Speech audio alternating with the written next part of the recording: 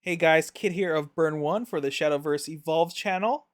Joined with Dean. Unfortunately, Ellis could not make it to the end with us. Say hi, Dean. Weakness. Yep. All right. Real gamers quit their job. We made it to the very last starter deck, and of course, it's Havencraft. Um, but I like to say before we get too deep into it, if you like the content and you want to support Shadowverse Evolve and the community around it, please make sure to like, comment, subscribe, and all that stuff so we are motivated more to keep pushing out this content and let you guys get into Shadowverse. Definitely, Yep. for sure. And then one final thing, as before, thank you so much to the Shadowverse Evolve Discord community. They are the ones who put together these translations and everything that we're putting here because they translated the Japanese sets when they did come out. So this document was created by them. So thank you so much. We're using their document to make this video before the booster comes out in English. All right, so Dean, you want to talk about Havencraft in the starter deck meta? Oh boy, Havencraft starter deck meta. I mean, it's going to be doing what it tries to do, right? It's going to be using amulets as their big mechanic. We've seen amulets before, but Havencraft's big gimmick is healing, control, and amulets. So the idea is the amulets come in tapped, and that you have to wait its turn cycle for them to untap, and then you're able to exchange them. So basically, like you're spending less mana for effects than normal, but you have to wait like a turn, like it's everything's a little bit delayed. And then the idea is that the rest of your cards are kind of control-y, so that way you get those extra turns and try to like outvalue your opponent. And it's kind of like white in Magic. You just kind of tell them no, and then like hit them with removal spell after removal spell. That's like as a whole, and you get to see some of that in the starter deck as well. Yep. All right, we'll And jump we have right the in here. worst character, like one of the worst characters in the entire story, Eris. True. So Eris is the leader here. So here's the card you'll be receiving. The first card of the deck is Skullfane. It's a 7 drop 6/6. Zealatory and Idol are its traits, and whenever one of your amulets leave the field, deal 2 damage to all enemy leaders and all enemy followers. And then fanfare, look at the top 4 cards of your deck. You may put an amulet from among them into the field. Put the rest into your graveyard. There are OTKs with this card. Ooh, really? I'm now You hyped can, for Havencraft. yeah, there's like you can set this up to do like 10 plus damage on play, Is like this with the booster or in literally in the trial or in the starter deck? in the trial deck. You can Uh, get pretty gross with this randomly. ooh, wait, Um, really? That's insane. it's yeah, you can pop a lot of amulets in one turn. Interesting. Yeah. I mean, there's like it's like pretty set up and like heavy, but like when this thing goes off, it can go off. All right. Next card here. And this is one of the reasons it could go off. Hey, look at this 0 mana amulet. You can tap it, just send it to the grave, and you just tap a card on your opponent's board. So like if they got a card and they're like, I don't want you to be able to attack it. Boom, this thing, you force it into rest, and then you're able to trade with it. And then one of the best effects for future metas, like why this card is actually really good, is for 10 mana, you just act this card and banish all followers. This is non-targeting banish. So when we get like hexproof cards, it gets around them. If you have cards that can't be destroyed, it gets around them. Nice. Really So seems like a really good card then. Pick up. yeah, and then with the Skullfane, it's nice because like right, it's like 0 mana. Put it down. Oh, pop it. Mhm. So see where that's if you have 3 of those in hand, that's 6 damage. True. All right. All right. Next card here is Priest of the Cudgel. And This guy's popular. He's it's a 3 famous. 3 for 3, and it has pay 1 evolve into this, which is evolve, choose an enemy follower with 3 health or less and banish it. Oh, I remember this guy from the digital card game. Yeah, this guy was everybody liked him both in English and in Japanese because he had the funny voice lines. How relevant is banish at least early on right now? Does Oh, I mean, it's like a much better Dragon Warrior. Banish is just like really obnoxious, right? Yeah, I mean Because it's it like removes the on death abilities. What are they it called? removes on death abilities. Like if you're against like it, on death abilities are actually pretty big, right? Yeah. There's like quite a few of them, but then like It's always two for ones, and I guess like some fringe case scenarios, like you can stop like necro charge. Oh, true, true. But yeah, I think it's like it's just like really good into those on death effects, and then also it's just like really obnoxious. I don't know. It like somehow feels worse than a card going to grave for some reason. Fair. All right, next card here. Acolyte's Light, 4 mana spell, quick, choose an enemy follower, banish it. See, we're getting that banish control, like super control, right? Mhm. And heal 2. So you're going to be healing and you're going to be removing a card for 4 mana, any card. And yeah, like Last Words is actually like really relevant in like a lot of classes. So All this right. is a good card. Yeah, I have to agree with that. And then we have Dual Flames, Faith and Beast trait, Amulet. Fanfare, put a Holy Flame Tiger into the field. Activate, 2 play point. Rest this card, put it into your graveyard. Put a Holy Flames Tiger into the field. The Holy Flame Tiger is a 4/4, or yeah, 4/4 that costs 4 Beast Faller with Rush. So see there, like you put it down, Mhm. you get a 4/4. So you're getting literally like a normally static card. But then for 2 extra mana and for sacking it, you get an additional 4/4. So it's like you pay 6 mana to get 8/8 worth of stats. Yep, But that's you can the. also delay that, like, right? Because you can, like, Oh put the yeah, stat yeah, 4, and then next turn pay the 2 and sack it, and then still have 3 mana left. yeah. Seems pretty good. Next year. Cruel Priestess, this card is really gross. It's a 4 mana 3/3, but come and play, you choose an amulet in your graveyard that costs 5 or less and put it onto the field. This is a very strong card in the first set and probably can see play later as well. Yep, it lets you cycle out your amulets, and we've already seen like 2 strong amulets, so But it can also revive, like, yeah, it is 5 mana or less, right? So it's like you yeah. can get it's pretty good. All right, we have Snake Priestess, which is a 1 drop 1/3 and has Ward. I assume this is played somewhat because I know like we said earlier, the meta is pretty aggressive in the beginning.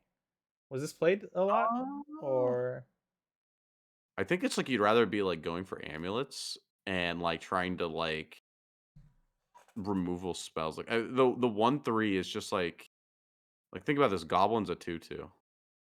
So true? it's like, yeah, I can take a hit from a goblin, so it's not killing a goblin. Yeah, And fair. so it's kind of awkward. I don't know if they play it. Yeah, I didn't see a lot. I didn't go through a lot of Havencraft lists, so I don't know what kind of 1 drops they were playing besides like neutral ones. They were But yeah. playing I think it was mostly just, like, they were on 6 1 drops. They were on, there's like a they have, like, an Evo, like, 1 drop, kinda like Mhm. Forest did, that's not in the starter deck, and they would play, like, the Bellringer Angel. And then they would use, like, a lot of the amulets and stuff. I Because the forgot payoff for Bell. amulets is good. I forgot Bellringer was a thing because since we're going through the starters, that card is really important to buy lots of copies of early on. Yeah. All right, next card here is Ardent Nun. It So, is yeah. a Oh, yeah. 2/2 for 2, evolve 1, and with ward and during your opponent's turn, add 1 to damage dealt by this follower. And then the evolved form here is ward, and then during your opponent's turn, it add 2 to the damage dealt by this follower, and it's a 3/3. So How's the this? idea is it's like a 5/3 on your opponent's turn, kind of. Yeah. It's kinda like pack filler. I mean, it's like it's Hmm. not bad, it's like but it's also not good. Yep. Next here. Guardian Nun, this is, like, a little bit better. This is a 3-drop 3/3, and it has ward as well.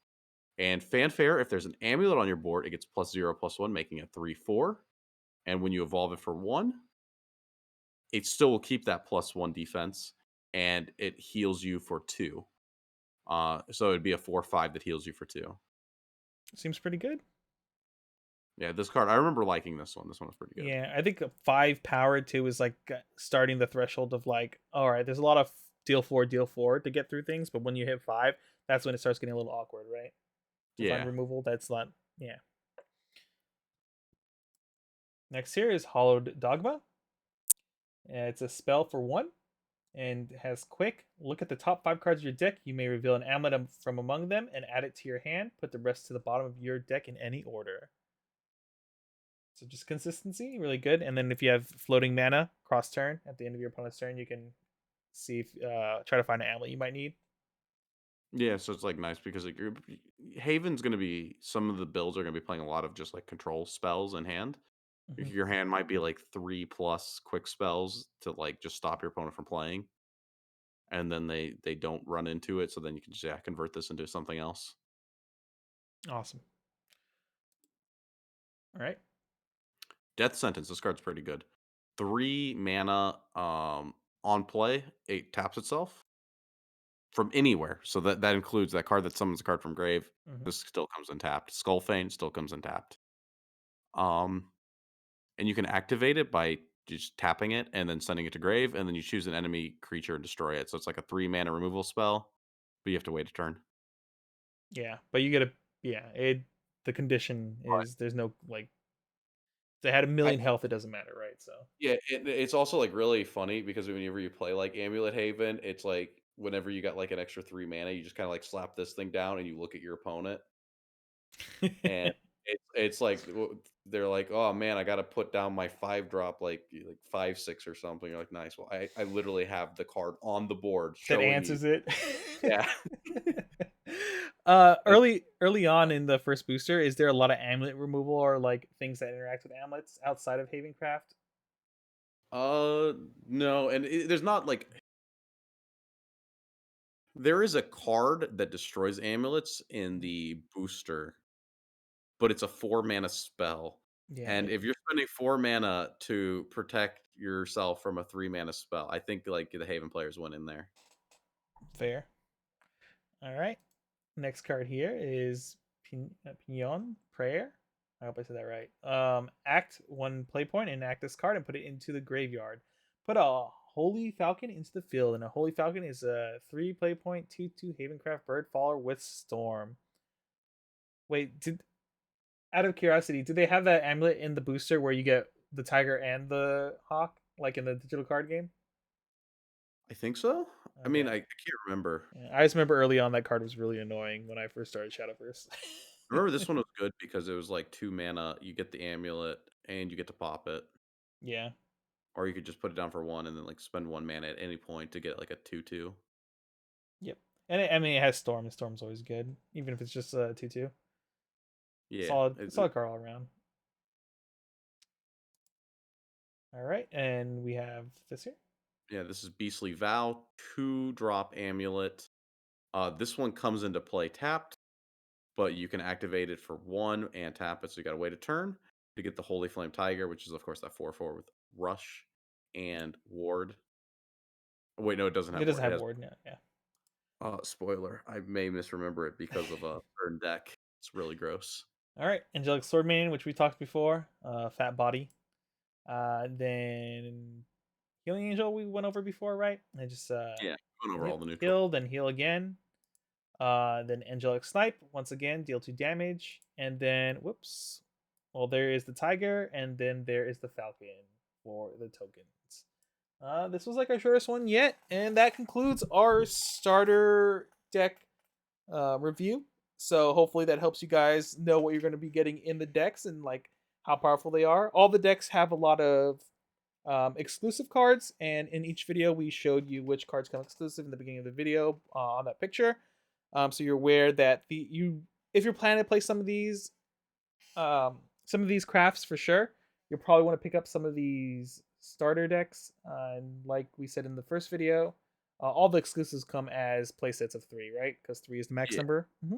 which is nice. So it means you buy 1 starter deck, you're ready to go, and I'm good. Like honestly, even the ones that only have like 1 or 2 important cards, like every single one of these starter decks has at least 1 card that you actually want to play in this class.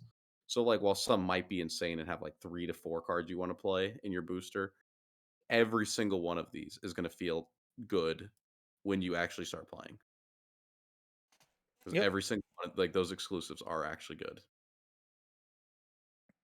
Yep. And then just to add to that too is like Even though I know some of these we said were like all this trial decks or starter deck sucks or whatever, or is not like the most competitive. Even some of like the worst starting classes to begin with. When I played them and stuff, and Dean, like all the decks are actually a lot of fun to play because they all have their own kind of unique game plan and everything. And even though we say like maybe is like super strong, it doesn't mean like something like Havencraft or not Spooky Craft, but Abysscraft, that's what it's called. That's Is correct. like Yeah. it's not like it's unplayable, right? Yeah. And like what is it, like Rune? I think Rune has I think Rune is the most fun deck to play, like personally. But like, my God, it's like, even though it's really fun, it may struggle to win. But like, but see, that's the thing. It's like, even though you're struggling to win, you're still having fun. So it's like, because you're doing a lot of stuff, and it feels really cool to play. So yeah, that you've got definitely got a cool play experience, even on some of the like the less powerful stuff. Yep. All right. I guess before we leave this video, all right, Dean, if you could only pick two of the starter decks to pick up, which two would you pick? Well, Dragon, I think, has the most longevity. So I think, yeah, if you're looking at a deck, Dragon's gonna be good to, like, the worst it's gonna be is like mid at the beginning for like quite a while. So um and then, I mean, like, it fluctuates between really good and like okay. So definitely Dragon. And let's see, what were the other ones? Rune is such a blast. Rune is such a blast to play, and I think that it's like somewhere between Rune and Sword. Because Ooh, like, I don't sword, know, really? those are classes that I like a lot, Yeah. and Rune, I think, has the funnest play experience, and you actually need like things like Insight and like a bunch of those random exclusives. Yeah. Personally, I think from going through these reviews, I think Rune it was would be a really fun deck to play. So I'd probably pick if I was only going to pick up one, I'd probably pick up Rune, and then Dragoncraft is always fun even in the digital game, so I would probably pick that up. Um, I wasn't too excited about Forestcraft. Um, Yeah, Forest yeah, is like, it's not bad, but like, I don't know. Like the fairies and stuff are like actually pretty strong, yeah. but like, I don't know. It's like one of those decks.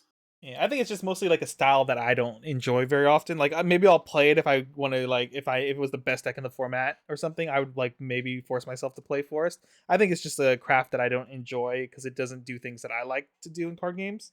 Yeah, that's the same with me. Yeah, As like, if I'm playing like token beats, I'd rather have cool knights than fairies. yeah, That's just me. yeah. And then I like Abyssclaw. I like the aesthetic of well, personally I like Bloodcraft a lot in the digital card game, so I'm kind of sad it doesn't have its own thing. But Blood but Abysscraft it seems really cool, and I enjoyed playing it. So that's like another deck that's pretty fun. Yeah, like we said though, honestly, anything you pick up is going to be fun if it's your type of style. All right, I think that kind of concludes us on this. We'll probably be jumping into the first booster for our next set review for when that comes out after this releases. So look out for that. And that we should have Ellis back on, I believe, hopefully. If not, it'll just be me and Dean, and we'll go through and have a lot of fun with that. And I hope to see you guys there in the next video. Make sure to like, comment, subscribe if you guys can. It helps us out a lot, and motivates us to continue doing the content that hopefully you enjoy. Other than that, we'll see you guys later.